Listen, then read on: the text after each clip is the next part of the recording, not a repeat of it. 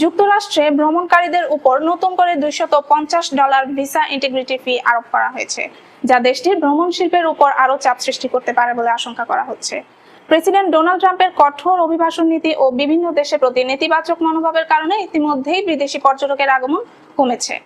মার্কিন সরকারের তথ্য অনুযায়ী জুলাই মাসে বিদেশি পর্যটকের সংখ্যা গত বছরের একই সময়ের চেয়ে 3.1% কমে 1,92,00,000-এ নেমে এসেছে। আগামী 1 অক্টোবর থেকে নতুন ফি কার্যকর হতে যাচ্ছে।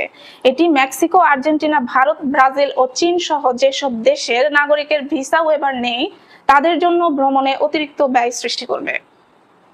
ইউএস ট্রাভেল অ্যাসোসিয়েশনের মতে এই ফি যুক্ত হওয়ায় মোট ভিসা খরচ $442 পৌঁছেছে, যা বিশ্বের অন্যতম সর্বোচ্চ।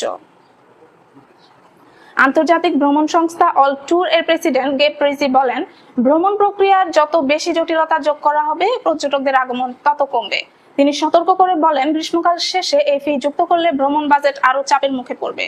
ওয়ার্ল্ড ট্রাভেল অ্যান্ড ট্যুরিজম কাউন্সিলের অনুমান অনুযায়ী এবছর যুক্তরাষ্ট্রে আন্তর্জাতিক পর্যটকের খরচ $169 বিলিয়ন নেমে আসবে, যা 2024 সালে ছিল $181 বিলিয়ন।